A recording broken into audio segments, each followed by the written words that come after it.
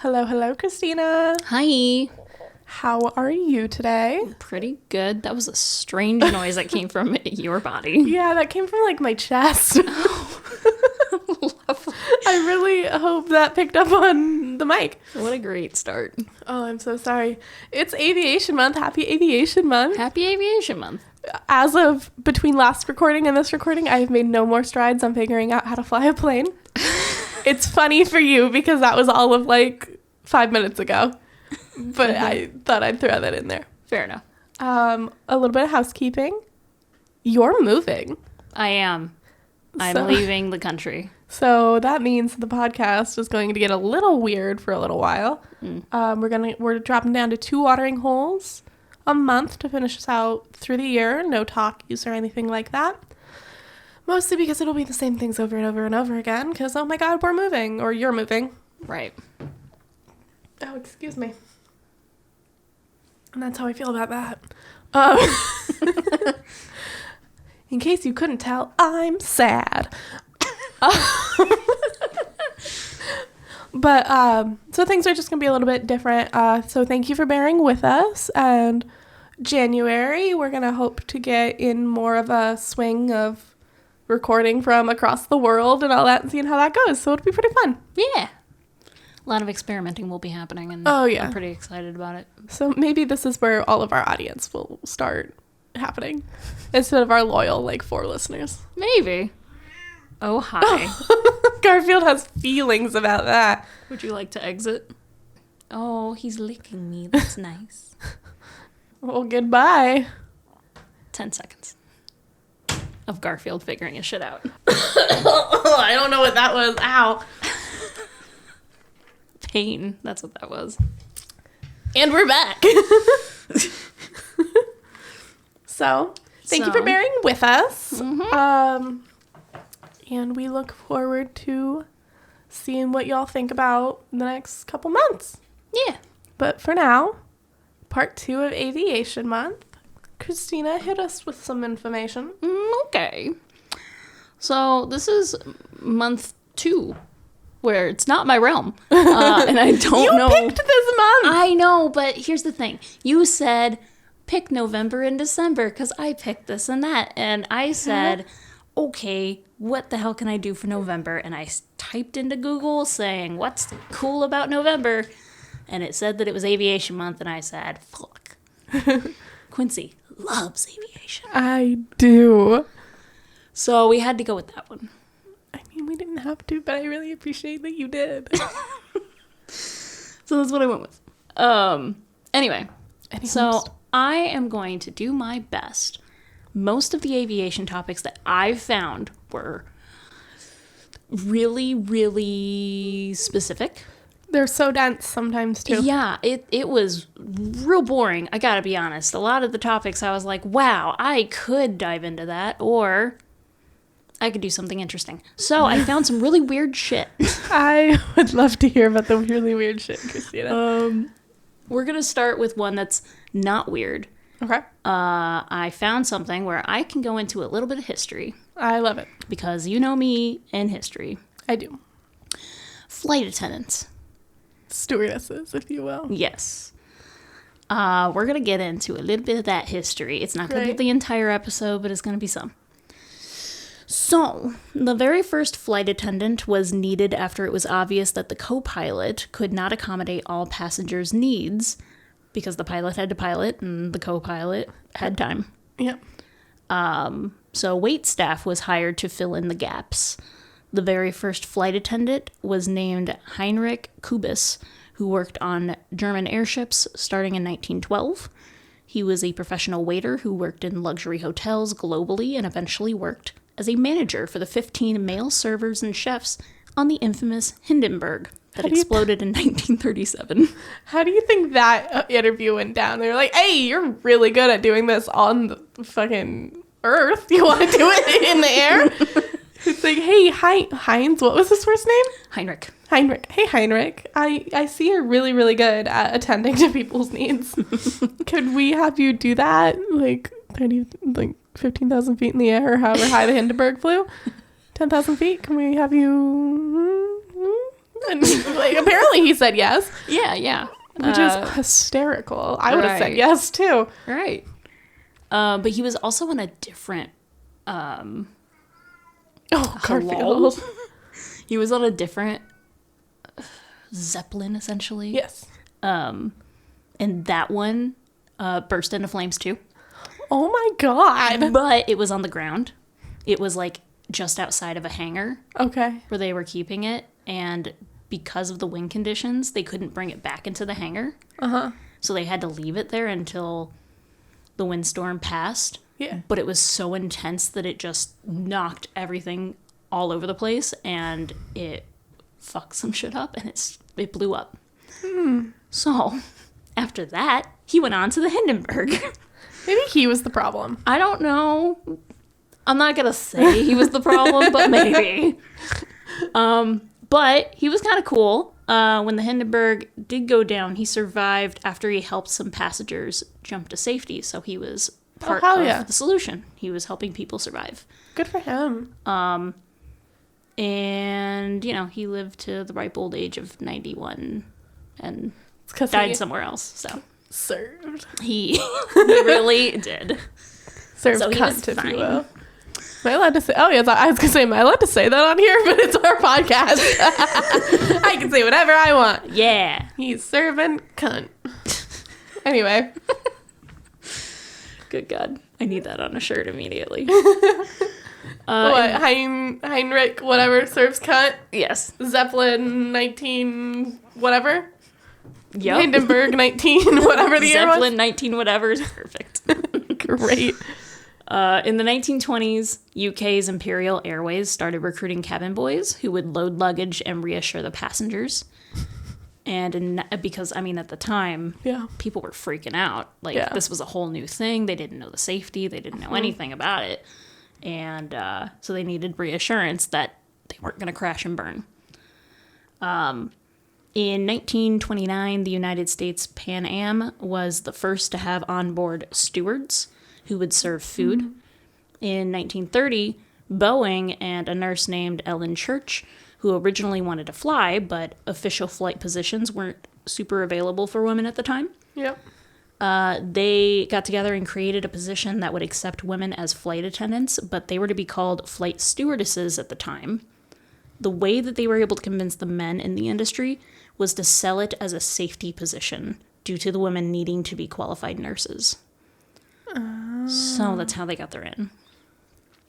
The very first... Huh? That's fancy. I know, right? I will say, I much prefer the term stewardess over flight attendant, mostly because I think it sounds more important and more official. It does sound more glamorous, I will say that. Like, flight attendant to me sounds like, you know, the people who work, like, at the gate and stuff like that. That sounds to me like what a flight attendant would be. That's fair. I think they went with attendant because it was more inclusive to... Right. Any gender, any way of life. Yes. So. Like, it makes sense why they made the switch. Yeah. But I love the term stewardess. I'm really glad that they don't hold people to the same standards that they used to hold stewardesses to. We're going to get into that. But I love, you know, when we're at the airport picking people up and you see all of the stewardesses or the flight attendants from, like, Taiwan Air and, like, I don't know. It escapes me.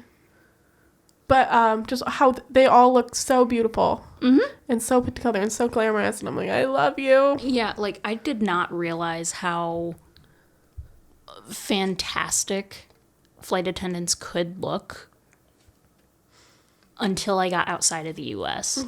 And once I was at an actual international, like, airport that wasn't in the States, that's when I realized, oh, they look good elsewhere. Like, not that, like, American places, like, don't look good or anything. But like, they have a very specific look. Yeah. And it's real boring.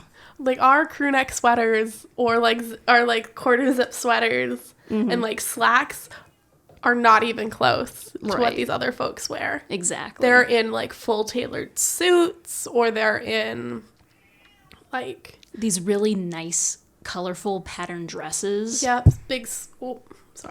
big scarves, and like, I don't know, they are gorgeous. We'll like throw some photos up of all of these different beautiful like uniforms. I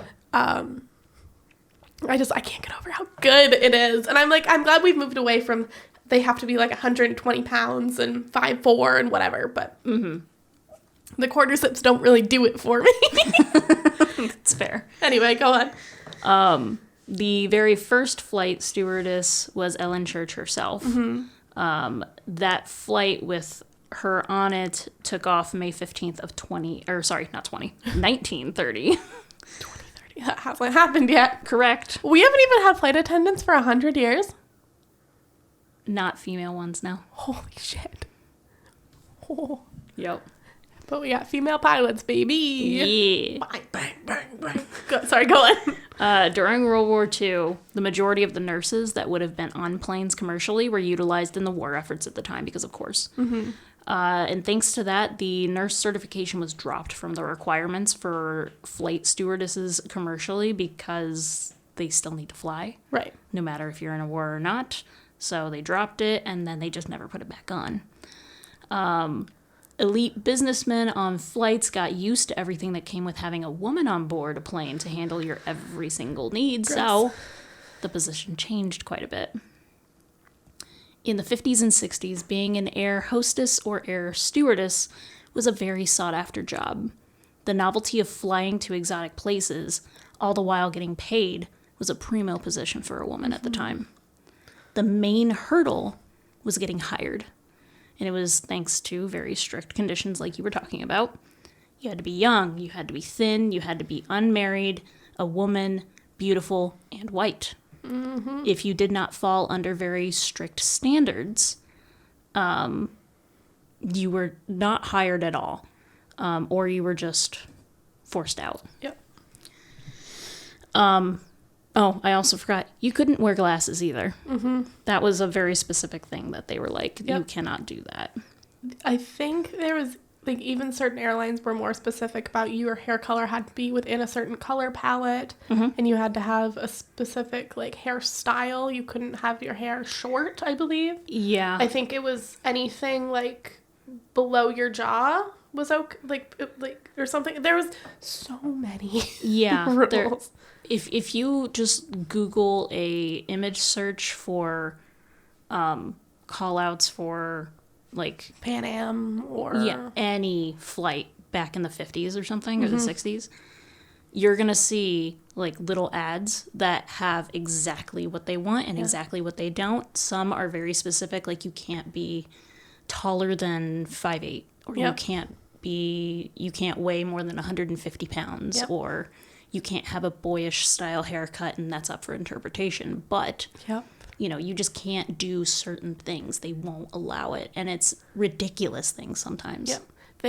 They were famous for weighing their stewardesses before flights and stuff to make sure they were within the cut. And, like, it was down to things like your tights had to be a certain color. Oh, Because yeah, if they were too dark, you looked like you were a cabaret dancer or some shit. Exactly. They wanted it to be light. They wanted you to have the girl next door kind of vibe. If you did not fall under that standard, you were gone. Yep. So the strict conditions were insane to the point that, especially the age thing, that was a big thing. That was an upset thing, because most women that were in these positions didn't have their job for longer than 18 months. Yep. Because they would get too old. Yep. It was like 18 to like 26 or something, I think was like the sweet spot. Yeah, like some places would force women to retire from this position as young as 25. Oh my God. 30 was really pushing it. Yeah. Like, you were at a really good company if they let you be there when you were in your like late 20s. And at that point, I'm sure you were the one supervising all of the girls who were still actually capable of going on flights. Right. Bonkers. I know, it's insane. Makes me go, ugh. Right. Ugh, but brother. All of that didn't matter so much from the outside looking in, because all of these prospective women looked at the uniform, they looked at the look, they looked at everything, they looked at the exotic flights, and they were like, oh, it's a very glamorous position. Yeah. You know, you got these fancy hats, these fancy heels, white gloves. It's a high-class look, and that's who I want to be. I want to be high class. Mm-hmm. So they would go after these positions, which super sucks because there's more to it. In December of 1957, the first non-white flight stewardess existed. She was named Ruth Carroll Taylor. Fuck it up, Ruth. Right? And it took quite a bit of fighting to get to that point, because of course it did. She was a nurse in New York. She applied just like her white peers, and all the while, everyone told her that she was going to be rejected for being black, essentially. Mm-hmm. And they were right. She was rejected for not meeting the physical standards at the time. Gross. Yep. Which was essentially having a BMI of 19 to 20% body fat, no glasses, and be overly hygienic. She was within the physical standards in every single other measure, except for the fact that she was not white. So she filed a discrimination complaint with the New York State Commission and kept applying to airlines. And eventually, Mohawk Airlines announced that they were going to recruit black flight attendants. And out of 800 applicants, our girl Ruth was the only black hire. Oh my God. Yeah. Yeah, we'll take them. But only one. Yeah. Gross. She believed it was because she had, quote, nearly white passing skin and features. Oh. Yeah, because she passed. Oh. So much racism. But she was also let go within 6 months because of Mohawk's marriage ban, which truly just meant that she was caught being married. Tons of flight attendants were actually married in secret, but only some got caught. And normally it was those that didn't quite fit in, but they let them in anyway. And then they were like, oh, let's catch you on a technicality. Yeah, that's an actual thing we can fire you over. Right. Because wasn't it they couldn't be married because that made them more desirable to the people on board or something? Yeah. Gross. The whole thing was you entice businessmen to get on your flight by having it seem like you have an option with a woman. Gross. Yep. Yeah. The 60s and 70s, with the Equal Employment Opportunity Commission in the U.S. came in with the helpful nudge of the women on the flight line to do away with some of the more insane restrictions, like age discrimination, weight requirements, and bans on marriage. By the time the 1990s hit, all of those things were a thing of the past, thanks to litigation and negotiations, but it took a while to get there, clearly. Vision and height requirements are still in place today, and flight attendants must pass a medical evaluation, but other than that, all the other wild standards are gone.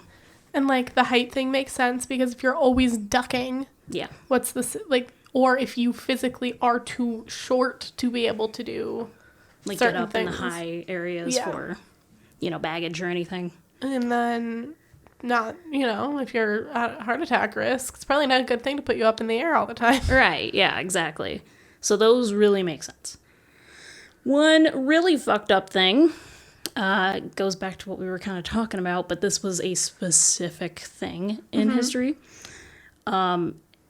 It's the Fly Me campaign. Fly me to the moon. Not quite. Aw. It was an ad campaign launched in the 70s where they would take pictures of real flight attendants, plaster their actual name on the ads, with titles such as, "You Can Fly Me," and "Fly Me Nonstop." Ew. Yes. It was real gross when I first found it. I was like, ugh. I hate that so much. So this was a campaign in magazines and on television too. The girls would walk around on television saying, "I'm," insert name here, "fly me," and then they'd walk away. And then you have another one, and another one, and another one. And this campaign worked really fucking well. Of course it did. These men are skis balls. Fucking nozzles, man. Yep. The flight industry had a 19% increase in ticket sales after Fly Me. This success let every other airline company know that to make more money, you simply had to sexualize your staff and dangle them in front of your clientele. Sex sells, but it shouldn't. Yep. There was that, and the airlines were starting to see legal crackdowns on discrimination via race and sex, so they were pushing back as well. So this was their way of pushing back. The way they were doing it was pretty gross, of course, because because you're basically putting your young female staff on a platter and you're telling the powerful male customers that the women are for them in literally every way. So, gross. I want to know, the women, sorry to interrupt, but I had a thought. No, it's okay. If, we could get groups of people together from history, and to get, these women who were stewardesses in the 50s and 60s, and then put them with a group of flight attendants now, just to see the clash of, what they, especially, U.S. flight attendants, where there's men and there's, I had a flight attendant, her nails, honest to God, were probably 2 inches long. Oh, wow. And they were fully decked out in, jewels. They were gorgeous. Yeah. But I just spent the whole time going, how do you do anything? As a nail girly who wears nails, I was like, how, do you open pop cans all day and that sort of stuff, right? Yeah. I was like, how do you do, the itty-bitty little stuff? But, to get that group of people together with these very pristine women just to see, that this is where it's going, and I want to know how they would feel about it. That'd be pretty nuts. I guarantee it wouldn't go over well. Yeah, probably not. So, going from that, luckily the women who were part of the Stewardess Rebellion in the 60s and 70s protested and filed for an insane amount of suits to push back and tell the airlines that it was never going to be allowed ever again. So, we did get to a really good place eventually. So now, airline staff is not always really thought of well anymore. Even now, people still don't treat flight attendants very well. Yeah. It's much better than it used to be. But maybe next time you're on a flight, don't be a dick. Yeah. And maybe have a little more respect for them. They go through a lot. Their training is insane. You should just Google it one day and see. Because I know it feels like all they do is serve drinks and tell you to buckle your seatbelt and stuff. But they are there in case the plane goes down. The rest of it's all just courtesy. Yeah. Yeah. The whole time they could just be sitting with you. Really. Yeah. There's a lot of protocols that they have to go through. So much. It's insane. I think I read a fact where the masks, the face masks that come down whenever you need extra oxygen because the plane's doing cattywampus shit, there's only a certain amount of air.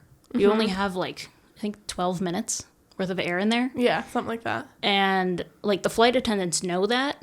So once those masks come down, they have to make sure that they're set. And then after that, they have to put certain protocols in place to make sure that, once that air is gone, people aren't freaking out. Yep. And there is something for them to do. And they are as set as possible. The pilots have to do a certain amount of stuff, too, to make sure that they have the oxygen and they're okay. But the flight attendants do so much, just on a personal level, to make sure that there is not freaking out en masse on a plane. Yep. And they do not get paid until the doors close. So do your best to not bother them. Yeah. If you can, until the doors are shut. Some airlines, they don't get paid until their wheel's up. So. Jesus Christ. Yeah. Just be a kind person, would you? Next time you're on an airplane? Yeah. Thanks. So, there's a lot more to it. It's really gross, but I didn't want the whole episode to be us feeling disgusting, which it mostly was, but I have more stuff. Okay. So, here's some funny things. This one's not funny, but it's interesting. Talk-down aircraft landings are a whole ass thing, and that's real, and that has happened more times than I think any of us want, and that's... Wait, what are they called? I'm about to tell you. Oh, sorry. Talk-down aircraft, that's basically when the pilot is dead or incapacitated in some way to where they cannot fly the plane safely and land. So a regular-ass person has to jump in the hot seat. And normally, these people have some experience, but not all. And they really should not have power in their hands at all in this capacity, but they're guided by professionals. So luckily, there's no record of a large commercial aircraft doing this. Yes. It's just personal flights. So there is that. So you really don't have to worry about landing a plane when you're going to the Philippines with your family. That's probably not going to happen. But these kinds of things with private planes do happen, and at least 7 times have been recorded. according to the internet. And the most recent was May of 2022. So that's something to look up if you want to freak out. Like I said in the last episode, that's my hubris, man. I could do it. I could figure it out. Moving on to something I completely missed, which is pretty wild because it apparently was something that went pretty viral whilst I was chronically online. July of 2009, we had a hit on our hands, and I don't know if you've heard of this. It was called United Breaks Guitars by Dave Carroll of the band Sons of Maxwell. It's 2000. I was 8 years old, Christina. So in 2009, just go ahead. Because it was a hit back then doesn't mean a you hit? Didn't have a hit. Like a song. Yeah. Okay. It's a song. Okay. It details the events of Carroll finding out that his $3,500 Taylor guitar was wrecked after it was thrown around by United staff. Eventually, United tried to make it better, except they really didn't do a good job at all. They thought that they were doing enough, but really they were just filling their own pockets. So that was skeezy. And it prompted this man to do 2 more songs. Oh my God. But truthfully, the first one's the best. And the public agrees. They're all still on YouTube. Okay. The third one got 1.4 million views. Sounds like a lot. We'll link it for you. Sure. Or like put it in the comments or the description or whatever, and so you can go check it out. Right. Second one has 2.7 million. That's also pretty good. But neither lights a candle to the first one. No. You got 23 million views. Holy shit. It's deserved. It's a fucking bop, dude. I haven't heard this. I've had it in my head for several days and I can't get it out. It's really good. Okay. Anyway, if you think you know the pettiest person on the planet or you are that person, wrong. What's this man? David Carroll. He's sitting in that position and he's been there for 15 years. Okay, great. This one, kind of aviation related, but it's a weird visual. I'll give you that. Like, it's mostly aviation related. It's more aviation related than the last one. Okay. I'm just gonna fucking say it. Mm-hmm. There's a chicken gun. Okay. It's also called a flight impact simulator, but fuck that, we're calling it the chicken gun. It's a large diameter compressed air gun. It's used to fire bird carcasses at aircraft components to simulate high-speed bird strikes during the aircraft's flight, according to Wikipedia. Apparently, they've used other types of birds in the past, but chickens are the most common to get shot. And it makes sense why you'd want this piece of equipment to exist. You know, when you occupy the same space, shit happens and a bird hits a plane. So, they gotta make sure the plane is safe. And I know How do I get that job? I want to load the chickens into the cannon and shoot them at airplane mechanics. What? Yeah. Just start shooting them at the fuselage? Yeah! And I know, like, the white paint they use on planes is supposed to discourage it from happening. Yes. The reflection from the white paint makes it easier for birds to see the plane itself. But that doesn't make the likelihood 0. Yeah. In living next to an airstrip, we have heard our fair share of cherry bombs. Oh, so many. They use that for deterrence for birds to be on the actual line itself. But sometimes you have a very resilient bird. So, chicken gun. Oh, God, not the chicken gun. It was first built in 1942, and this thing was made to fire a bird carcass up to 400 miles per hour. Holy shit! Or if you're a kilometers per hour person, that's 640. Holy shit. The average speed is lower, of course, but the fact that it could hit those speeds is absolutely nuts. That's a fast bird. Yeah. And it's very useful. Chickens don't fly! No, they don't. But they're a lot cheaper to that's fair. purchase than, you know, I don't know, a falcon. Well, yeah, I was like a pigeon. Sure, yeah, a pigeon. But yeah, so almost immediately after this gun just existing, they realized that certain materials were super vulnerable and needed safer replacements. Mm-hmm. The chicken gun is the reason they started using plastic polymers mixed with glass to provide more strength than a simple pane of glass. So any glass that you're seeing has plastic all up in it because they threw chicken at glass. And it shattered. It shattered like a bitch. So it's all about safety. And there have been several iterations of this thing, and as of 2007, there's still a gun in operation today. And now I'm sure you're thinking, wow, Christina, doesn't this bother you? Aren't you one of those vegans? Yes, it's horrifying, but necessary, and there isn't a real good replacement. The Second Amendment's really standing up here for this, isn't it? Artificial birds apparently are not close enough to give us accurate data and make our planes safer. The bones, they can't replicate. Fair. They just simply, they can't figure it out. So it's just easier to just use birds.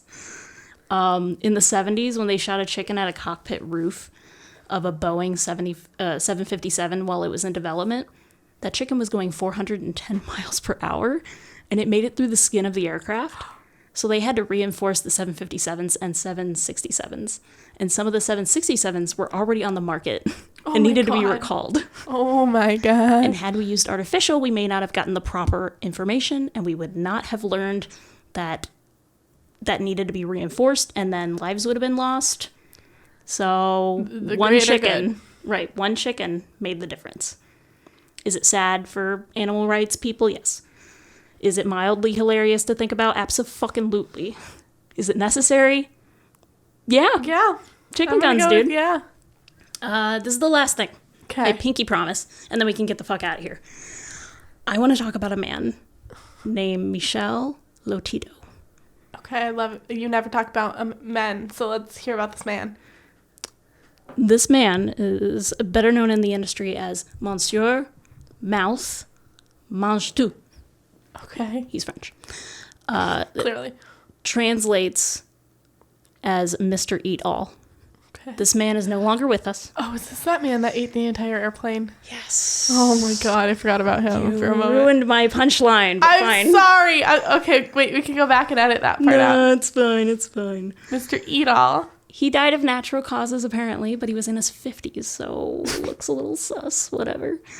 Anyway, he's cool because he apparently ate an entire plane. And from the age of 9, he started eating metal and other materials that weren't typically on the food pyramid. He realized he could start making money from the spectacle, and he started performing at the age of 16. He had an eating disorder called pica, which makes you want to eat things that aren't typically filled with nutrition. This man also had a thick lining in his stomach and intestines, which helped keep all of the things from stabbing him from the inside out. And he claimed that soft food gave him heartburn, especially when metal was in his stomach already. It's estimated from 59 to 97, Michel had eaten nearly 9 tons of metal. And he even had a method of eating it all. If it was metal, he needed it to be broken down as small as possible, and then drank water and mineral oil in between and during bites to keep the material from damaging his esophagus, like his throat, if like that's what he was worried about, not the insides, his throat. Here's just a small list of things he ate. I could put it all here, but we don't have the time. 18 bicycles, 6 chandeliers, 1 computer, 1 coffin with handles, 7 TV sets, 2 beds, and 1 Cessna 150 light aircraft, and the Guinness Award plaque he got from being put in the book for eating the plane. Oh my God. This guy was the weirdest legend I have ever read about, and I have not stopped thinking about it since I heard about him. And that is all the topics I wanted to get into. It's been a weird ride, and I figured I'd leave you with the weirdest one. Also, random fact, if you are scared of dying catastrophically in a plane crash, your chance of survival goes up like 8% if you're in the back third of the plane, so keep that in mind. And also, the food trays on planes don't always get cleaned. They're filthy.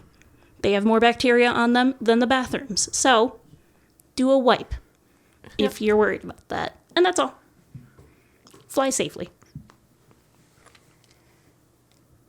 How was that for you? You know...